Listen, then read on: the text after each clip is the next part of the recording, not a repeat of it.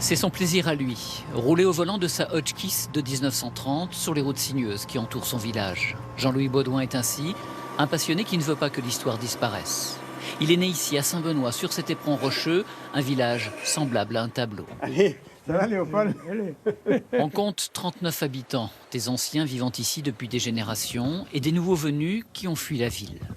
Bonjour Jean-Louis. Bonjour, tu vas bien? Oui, et toi? C'est le choix de la tranquillité et puis de la beauté du lieu.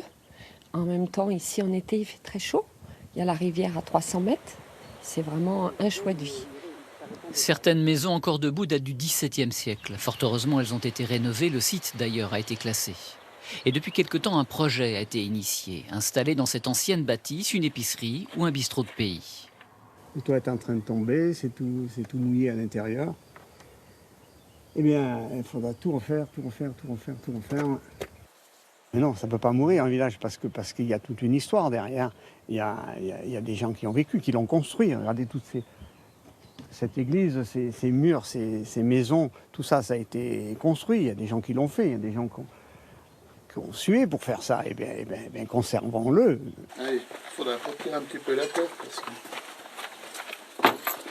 Evelyne et Marc Burneau ont quitté la Haute-Savoie pour un coup de cœur ici. Ils ont dit adieu à leur appartement à Annecy et ont acheté une vieille maison.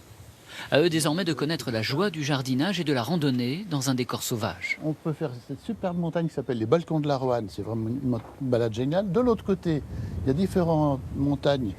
L'aiguille qui est là-bas, là derrière les sapins, c'est une très jolie balade qu'on fait là-bas en 3 heures. Enfin, on peut faire plein de jolies balades dans le coin.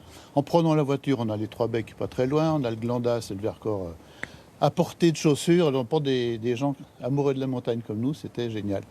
Puis il y a ce cadre aussi. Et il y a la montagne, et puis l'ambiance midi, puis l'ambiance village.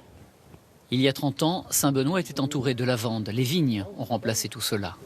Éric Baudouin surveille ces raisins de muscat qui donneront naissance à la fameuse clairette et qu'il fera goûter aux touristes qui viennent nombreux ici. Ils viennent chercher un peu l'authentique, je pense qu'ils ont pas partout, quoi.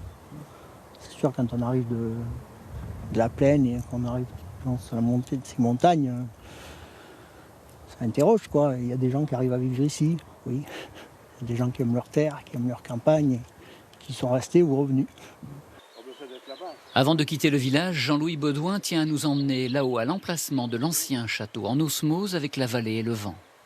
Quand j'étais jeune, eh ben là on y courait là. C'est tout l'ensemble qui me plaît, c'est ce village qui est petit mais qui est magnifique dans son bâti, qui est sa disposition.